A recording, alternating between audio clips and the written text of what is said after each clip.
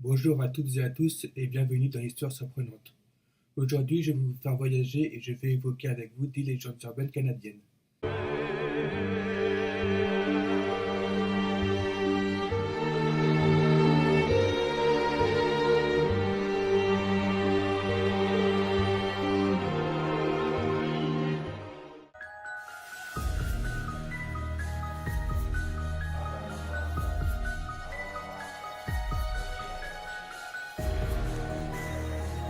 Notre histoire se passe au temps où les peuples autochtones peuplaient encore le Canada.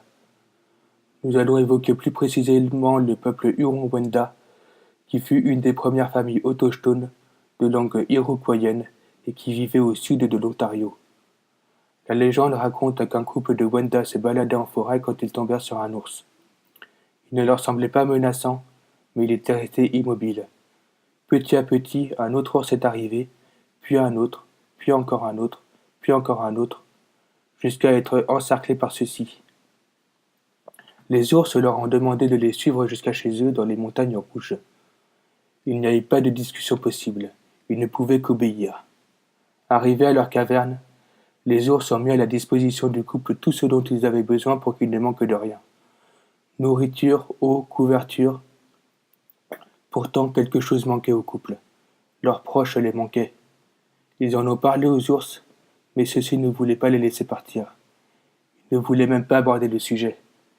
Il est encore trop tôt, disait-il. Il n'est pas encore temps. Temps de quoi? Un jour, alors que les ours étaient partis, l'homme convainc sa femme. Il était temps de partir. Ils se sont donc enfuis. Ils ont couru à travers la forêt jusqu'à perdre leur souffle. Ils se sont donc arrêtés et l'homme a chuchoté à sa femme. Ça y est, on est à l'abri. À peine avait-il terminé sa phrase qu'un ours s'était approché de lui, puis plusieurs. Très vite, le couple s'est à nouveau retrouvé encerclé par les ours. Mais ceux-ci étaient furieux. Ils leur avaient tout offert. Nourriture, boissons, couverture. Et comment les ont-ils remerciés? En s'enfuyant. Quelques ours ont pris l'homme par les bras et sous les yeux horrifiés de la femme, l'ont jeté en haut de la falaise. Mais l'homme n'était pas décédé. Il avait juste des os brisés, des côtes cassées, de larges entailles. Les ours ont enseigné à la femme comment soigner chaque blessure. Ils lui ont indiqué quelle écorce, quelles herbes et quelles racines appliquer. Après cette épreuve, on pourrait croire que l'homme avait abandonné tout espoir de s'enfuir. Mais il n'en était rien. Chaque fois qu'il en avait l'occasion, l'homme s'enfuit. À chaque fois, il se cache derrière un rocher ou un arbre, plonge dans la rivière, rampe sous les sapins, mais il se fait rattraper à chaque fois par une armée d'ours qui le roue de coups. À chaque fois, les ours enseignent à la femme comment soigner chaque blessure infligée par les ours. Petit à petit, les ours lui enseignent tout leur savoir-faire, jusqu'à ce qu'il n'ait plus rien à lui enseigner. À ce moment-là, ils rendirent la liberté au couple en leur disant que maintenant, c'était à eux d'enseigner la science de la guérison à leur peuple. À ce moment-là, ils leur ont dit, il est temps maintenant. Depuis ce jour, l'ours est vu comme un ami des Wendat, et il est devenu le symbole de la science et de la médecine. Si un Wenda souffre à cause des ours, combien d'autres ont été sauvés grâce à leur médecine?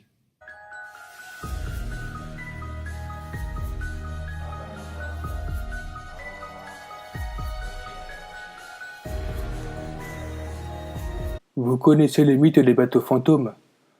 Ce sont ces bateaux qui ont été portés disparus et que l'on retrouve plusieurs siècles plus tard. Mais ceux-ci ne se retrouvent pas toujours en haute mer. On raconte qu'au XVIIIe siècle, la coutume voulait que dans la baie des Chaleurs, qui sépare la péninsule gaspésienne du Nouveau-Brunswick, de nombreux navires venaient pour y faire du commerce. À l'époque, il n'y avait pas encore de phare, de bouée ou de quai. Les navires qui approchaient de la côte devaient hisser un drapeau pour demander à un pilote expérimenté de monter à bord et de les guider jusqu'au rivage en évitant les obstacles. Une fois le bateau ancré, les occupants pouvaient passer la journée sur la terre ferme, où ils pouvaient rejoindre les villages indiens voisins et échanger leurs marchandises contre des fourrures. Parmi eux, le capitaine Craig était un véritable cauchemar. Quand il était arrivé quelque part, il n'hésitait pas à exploiter, volés, pillés et même kidnappés. Tous les ans, il visitait les villages indiens des environs. Cette année-là ne fit pas exception. Quand il arriva à quai, il hissa son drapeau pour demander un pilote. L'homme qui répondit à l'appel était connu pour être habile, fort et courageux. D'ailleurs, il mena facilement le bateau à bon port.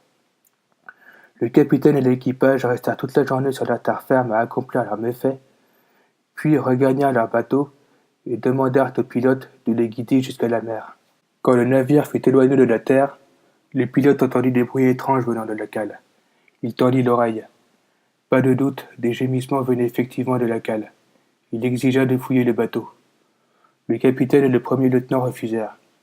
Mais à force de menaces, le pilote obtint finalement gain de cause et put jeter un coup d'œil à la cale. Ce qu'il y découvrit le terrifia. Il y trouva 2 jeunes indiennes, ligotées et cachées sous des piles de fourrure. Sans aucun scrupule, le capitaine avait saoulé les Indiens afin de piller leur village et de kidnapper les 2 jeunes filles. Le pilote les raccompagna jusqu'à la terre ferme. Il libéra les 2 jeunes filles. Tremblantes et encore sous le coup de la peur, elles remercièrent vivement leur libérateur. Lorsqu'il voulut aller terminer son travail et conduire le bateau du capitaine Craig à bon port, elles le supplièrent de ne pas y aller. Elles affirmèrent avoir jeté un sort au navire. Le pilote, qui n'y croyait qu'à moitié, retourna sur le pont du bateau. Quelques minutes après leur départ, un orage éclata. Les vagues étaient immenses et les bateaux étaient ballottés de tous les côtés. Il se fracassa contre les rochers, tuant tous ses occupants, à l'exception du capitaine Craig et du premier lieutenant. Ces derniers tentèrent de regagner la rive à la nage, mais se noyèrent avant d'y être arrivés. Un seul homme put être sauvé, le pilote. Celui-ci nagea jusqu'au rivage, porté par les vagues qui semblaient vouloir lui venir en aide. Depuis ce jour, quand le temps est orageux, les habitants de Bathurst voient souvent un navire en feu apparaître sur la mer. Plusieurs témoins affirment en effet l'avoir vu au large pendant de longues minutes. Certains jurent même encore entendre les cris des membres de l'équipage et voient le drapeau hissé sur le mât. Mais rien ni personne ne pourra rien faire pour les sauver maintenant. Le bateau du capitaine Craig et tout son équipage sont condamnés à errer sur la mer pour l'éternité.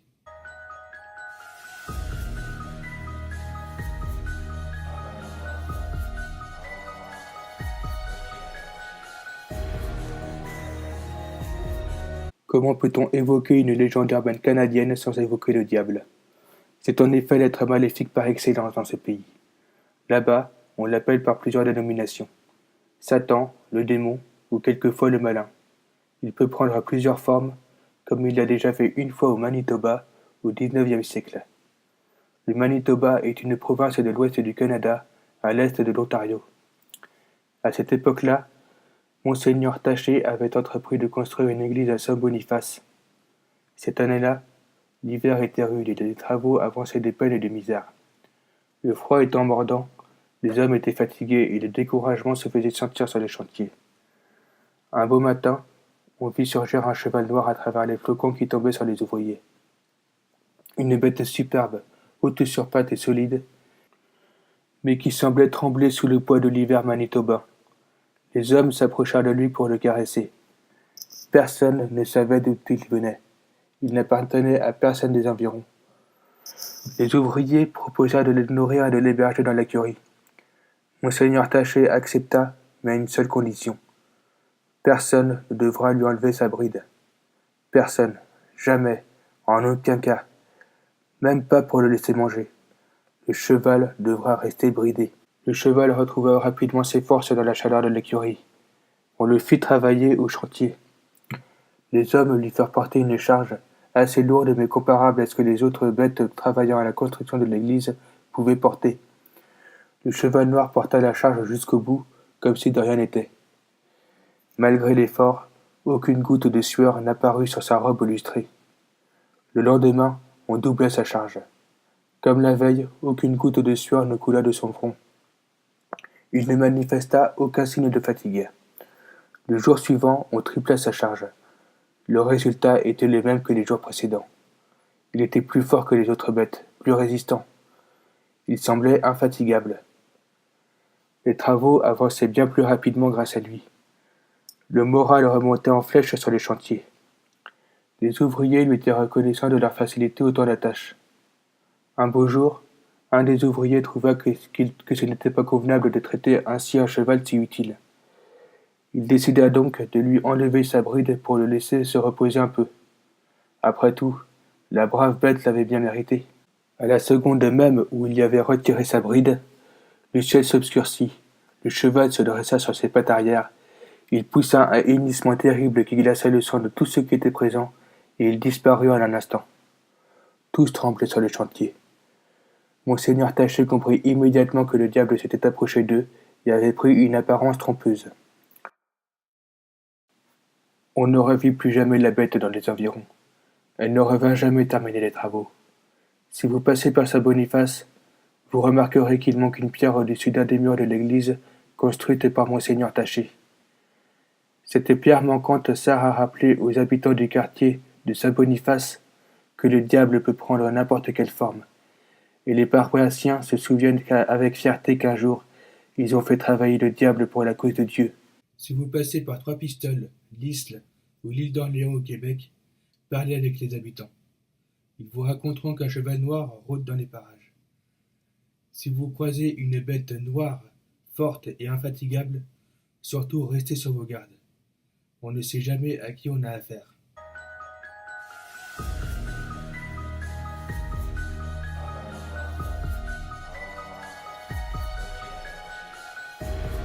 Le glouton est un animal charognard qui, bien qu'en voie de disparition, prospérait il y a encore plusieurs années. Les Micmacs l'appelaient Kekwagu. Les Micmacs sont un peuple amérindien qui était présent sur les territoires suivants: la Nouvelle-Écosse, l'île du Prince-Édouard, une partie du Nouveau-Brunswick et la péninsule de la Gaspésie au Québec. Selon eux, le principal plaisir du glouton n'était pas de manger, mais de jouer des tours. Il y a plusieurs années, deux vieilles femmes étaient parties faire de la cueillette en forêt. À la tombée de la nuit, elles s'installèrent près d'un abri qu'elles avaient construit dans une clairière. L'automne était déjà bien avancé. Il faisait froid, et les vieilles femmes décidèrent de faire un feu pour se réchauffer. Elles s'endormirent rapidement, blotties l'une contre l'autre, au bord du feu, chaudement vêtues, et leurs mocassins aux pieds. Le glouton s'était approché d'elles. En ricanant, il prit une branche et poussa une braise vers le mocassin de l'une des vieilles femmes. Un tison s'enflamma. La vieille femme hurla de douleur, plongea son pied dans une marmite d'eau posée près du feu, et se mit à crier sur sa compagne. « Tu devrais avoir honte. Tu ne sais donc pas dormir? Tu as failli causer ma mort. » Pendant que son ami, à peine réveillé, tentait de se défendre, le glouton ricanait dans son coin.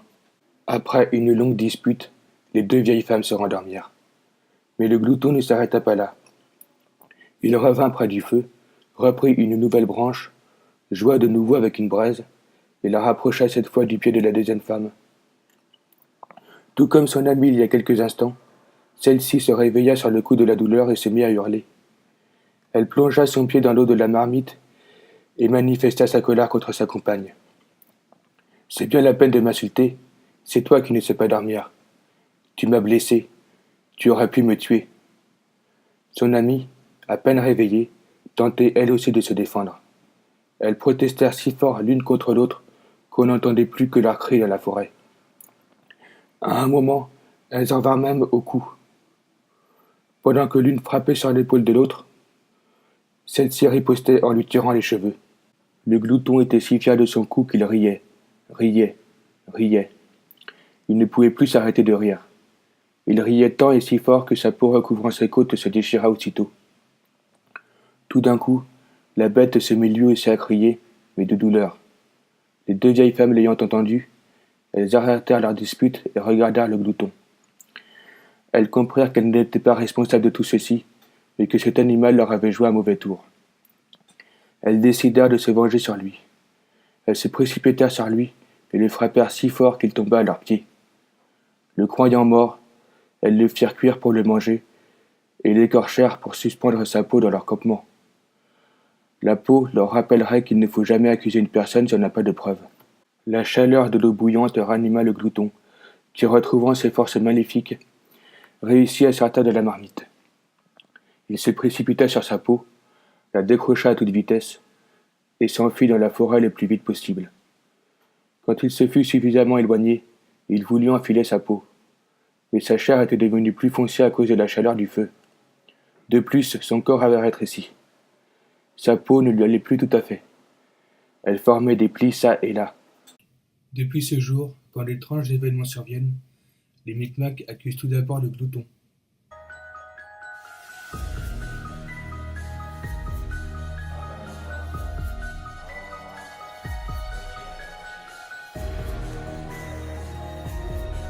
Tout le monde connaît le mythe de la Dame Blanche.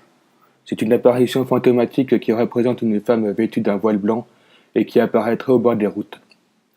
On raconte que quiconque la prendrait dans sa voiture aurait un accident pendant le trajet.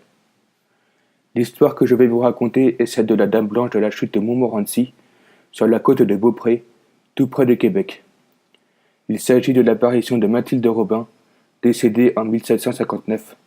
Pour raconter son histoire, je vous propose de remonter le temps jusqu'en 1759. Cette année-là, Mathilde vit sur la côte de Beaupré. Elle est pleinement heureuse.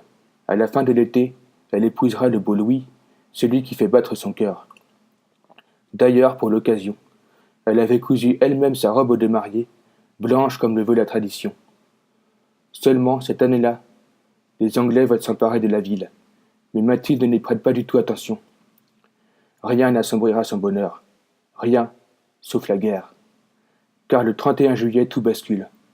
Les Anglais sont là, au pied de la chute. Ils veulent prendre Québec aux mains de la France. Les femmes et les enfants sont réfugiés dans les bois en attendant la fin des combats. Les hommes veulent prêter main forte aux soldats français. Le courageux Louis, qui part au combat, embrasse Mathilde et promet de revenir rapidement. La bataille de la chute de Montmorency dure quelques jours. Quand elle cesse enfin, malgré les nombreux soldats morts dans les deux camps, des cris de joie montent dans le ciel de Québec. Les Français ont gagné. Les hommes regagnent la forêt pour retrouver leurs proches. Le cœur serré, Mathilde attend son fiancé. Elle attend. Elle attend. Elle attend. Mais Louis ne revient toujours pas. Jusqu'au jour où un commandant lui apprend la nouvelle. Louis est mort au combat. Folle de douleur, elle court vers la maison, enfile sa robe de mariée et pose son voile sur ses cheveux. Elle se dirige ensuite vers la chute où son amoureux et elle aimaient tant se promener. Cette chute est aussi celle où son fiancé a péri. Mathilde ouvre largement les bras en croix. Dans un dernier gémissement de douleur, elle se laisse tomber dans les chutes tumultueuses de la chute de Montmorency. On dit que le voile fut emporté par le vent et se déposa sur les rochers. Quand les habitants de la côte de Beaupré passèrent devant le lendemain, une nouvelle cascade était apparue. On l'appela le voile de la mariée. Elle est toujours là, à gauche de la chute. Encore aujourd'hui, 2 siècles et demi plus tard, si vous passez par la chute de Montmorency la nuit, vous aurez des chances de croiser le fantôme de Mathilde Robin, la Dame Blanche. Il arrive même qu'on l'entende gémir jusqu'à l'île d'Orléans. Mais si vous la croisez, ne vous approchez pas trop. On raconte que tous ceux qui ont tenté de toucher la robe de la belle Mathilde Robin ont connu une mort brutale quelques jours plus tard. Alors contentez-vous de regarder au loin cette belle Dame Blanche pleurant encore la mort de son fiancé.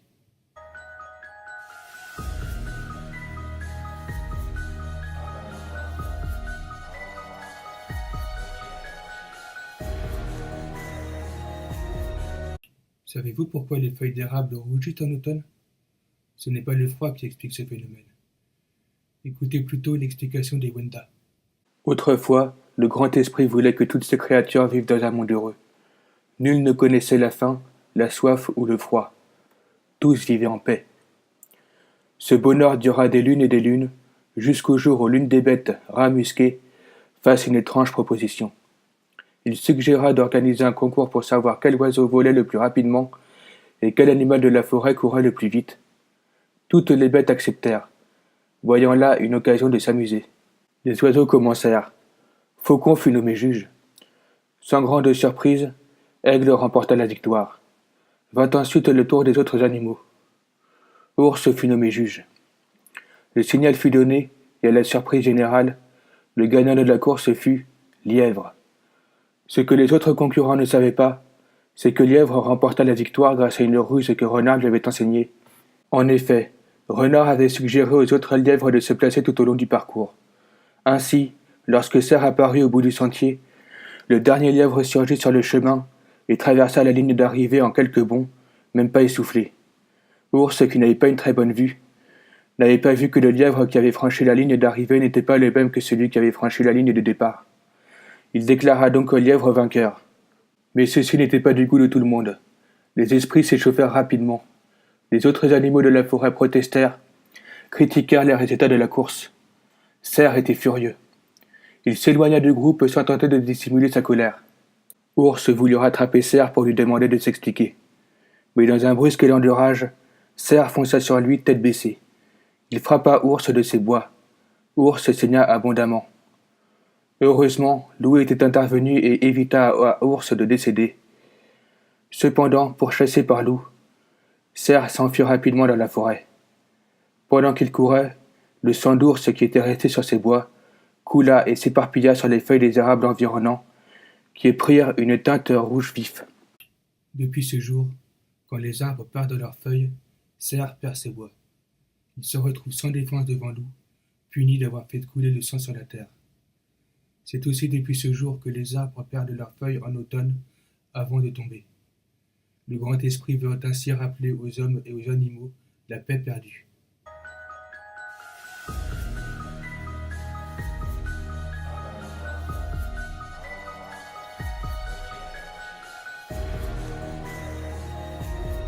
Rose la Tulipe était une jeune et jolie jeune femme qui habitait dans un petit village du Québec au XVIIIe siècle. À cette époque-là, pendant le carême, il était interdit de danser. Pendant les 40 jours qui précédaient Pâques, on devait faire pénitence. Mais Rose aimait beaucoup, beaucoup la danse. Et même si elle était fiancée à Gabriel, elle aimait danser avec les autres garçons des environs. Cette année-là, le carême approchait. Rose demanda à son père si elle pouvait organiser une soirée, la veille du carême, pour pouvoir profiter une dernière fois des joies de la danse, avant que le carême ne commence. Car elle savait qu'elle n'y aurait plus droit pendant les 40 jours qui suivraient. Son père accepta, mais à une seule condition. La fête devait s'arrêter à minuit sonnant, car après ce serait un péché. Rose accepta le compromis et put organiser la fête. Elle avait fait appel aux violonistes du coin, et tous dansaient, fêtaient et s'amusaient. Soudain, vers 11 heures du soir, on frappa à la porte. Le père La Tulipe ouvrit la porte et vit un bel inconnu, très élégant, que personne n'avait encore jamais vu au village. L'étranger demanda de sa voix grave s'il pouvait entrer et se joindre à la fête, ce à quoi le père répondit « Mais bien sûr, entrez donc, tout le monde doit s'amuser. Défrayez-vous, donnez-moi votre manteau, votre chapeau, vos gants. » L'inconnu refusa, prétextant qu'il ne resterait pas longtemps. Il entra, jeta un regard vers la pièce bondée et invita Rose à danser. La jeune femme accepta, ravie qu'on s'intéresse à elle. Toute la soirée, elle dansa avec l'inconnu qui n'invita personne d'autre. Rose n'avait ni une pensée, ni un regard pour le pauvre Gabriel, qui passa la soirée assis sur une chaise à la regarder s'amuser. Mais voilà que minuit sonna. Le père La Tulipe lança d'une voix ferme. « Ça suffit, on arrête la danse, il est minuit. » Tout le monde s'arrêta de danser, sauf l'inconnu qui murmura à Rose d'une voix charmeuse. « Juste une dernière danse, ma Rose. » Rose était déchirée. Elle savait qu'elle n'avait plus le droit de danser, car elle avait fait la promesse à son père d'arrêter de danser à minuit. Mais son cœur lui souffla de continuer à s'amuser avec ce bel inconnu. Elle voulut s'arrêter, mais elle ne pouvait pas. Ses pieds étaient comme ensorcelés et continuaient de s'agiter contre sa volonté. Lorsque le 12e coup de minuit retentit, l'étranger éclata d'un grand rire. Il se pencha vers Rose et lui donna un baiser. Lorsque leurs lèvres entrèrent en contact l'une avec l'autre, des étincelles jaillirent. La maison de La Tulipe prit feu. Heureusement, les convives purent sortir de la demeure en flammes. Le lendemain matin, on aperçut Rose rôdant autour de la maison en cendres. Ses cheveux étaient devenus entièrement blancs. En une seule nuit, la pauvre avait vieilli de 50 ans et avait complètement perdu la raison. Aussitôt, tout le monde au village avait compris que l'étranger était le diable, venu pour inciter les convives à pêcher et à danser après minuit. Il avait gardé son chapeau pour cacher ses cornes, et ses gants pour cacher ses griffes. Depuis ce jour, on raconte l'histoire de Rose la Tulipe dans différentes régions du Québec. Selon certaines versions, la grand-mère de Rose aura réussi à sauver sa petite fille grâce à son chapelet ou à de l'eau bénite. Selon d'autres, Rose est allée tout droit en enfer pour avoir péché et pour avoir dansé après minuit. Ce qui est sûr, c'est que Rose était punie d'avoir dansé avec le diable.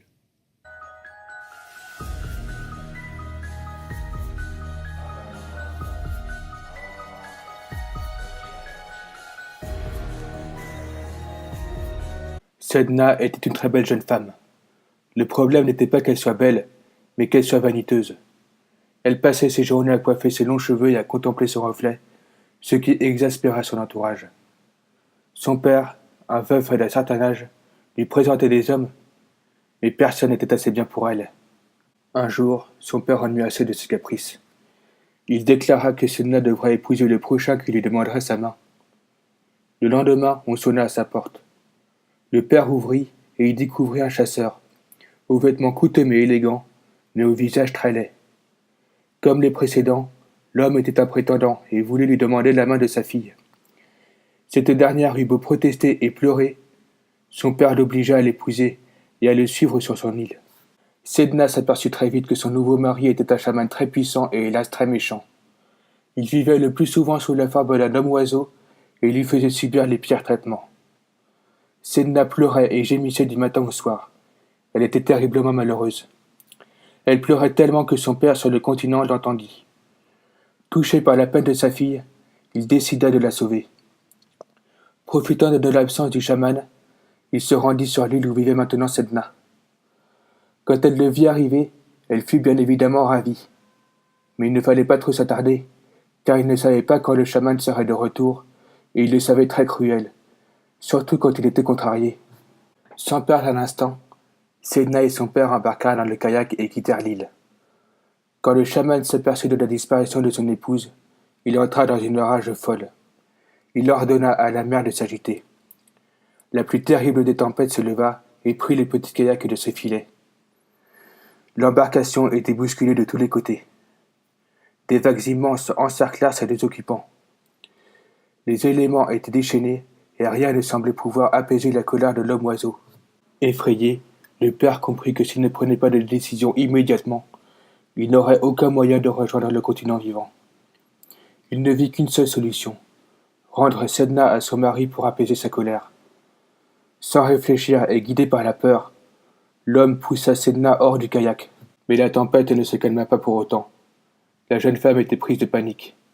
Grelottante, elle essaya de s'agripper au kayak et de se hisser par-dessus bord.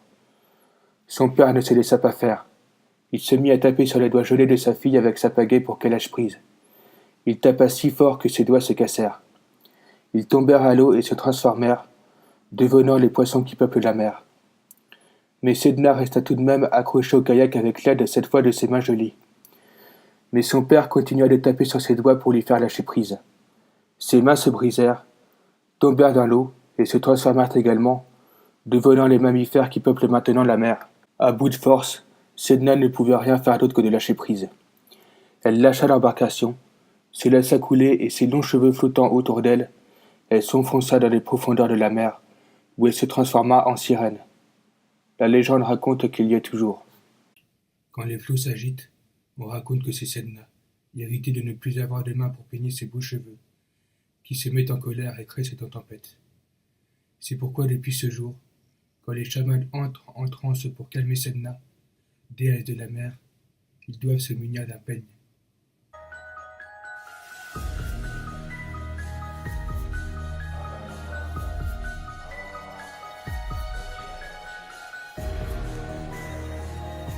Voici maintenant une troisième histoire mettant en scène le diable. Le pont de Québec a été inauguré officiellement le 22 août 1919. Les travaux ont commencé dès octobre 1900. De nombreux accidents mortels sont survenus tout au long de sa construction, ce qui créa un terrain fertile à la légende.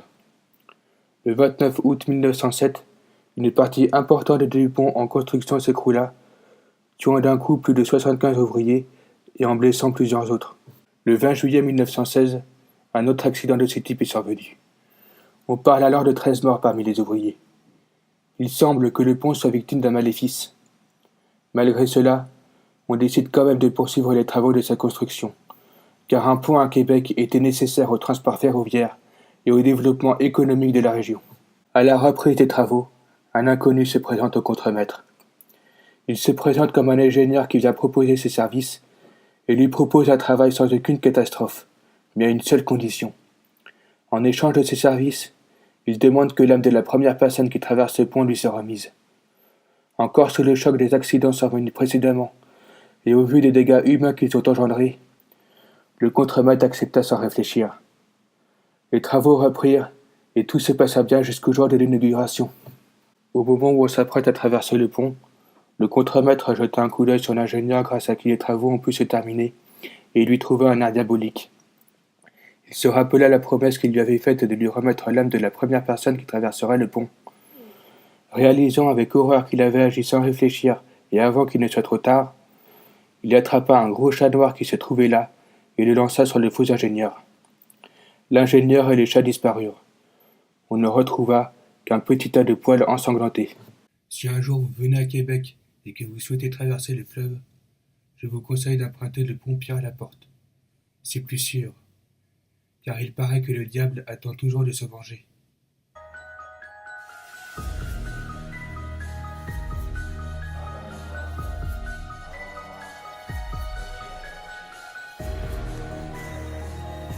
J'ai été dans l'armée britannique de 1854 à 1862 et je n'ai jamais vu un spectacle comme celui-ci, a déclaré l'agent John Bolster. Ces mots ont été prononcés après la visite des policiers au numéro 242, William Street, à Griffinton, à Montréal, en ce jour de juin 1879. Ce fait divers a donné naissance à une légende canadienne dont on parle encore de nos jours. Le 26 juin 1879, dans le quartier Griffinton à Montréal, Mary Gallagher et Susan Kennedy, deux prostituées, emmenèrent chez elles un de leurs clients, Michael Flanagan. Celui-ci est visiblement plus sensible au charme de Mary qu'à ceux de Susan. Celle-ci, folle de rage, prend une hache et décapite sa concurrente. Monsieur Flanagan dort paisiblement à côté, ivre-mort.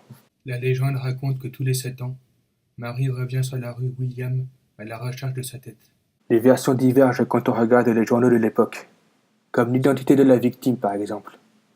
Selon le Canadien du 30 juin 1879, elle s'appellerait Kent Conway, alias McCormick, femme de Jacob Myers et résidant dans l'appartement où le crime a été commis.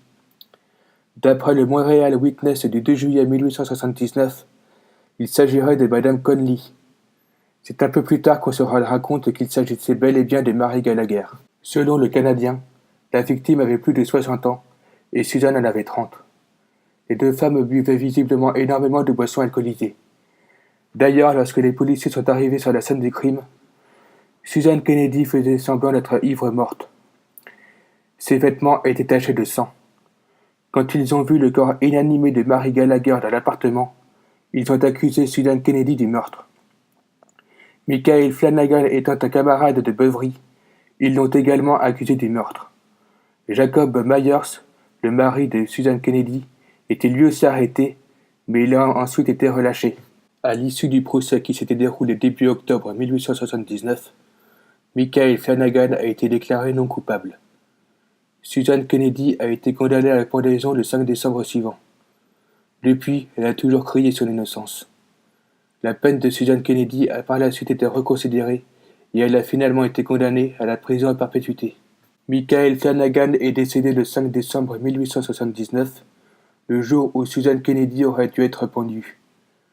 On raconte que Susan Kennedy aurait été libérée en 1885 après 7 ans de détention. Mais il faudra consulter le registre d'écrou des prisons de Montréal pour confirmer l'information.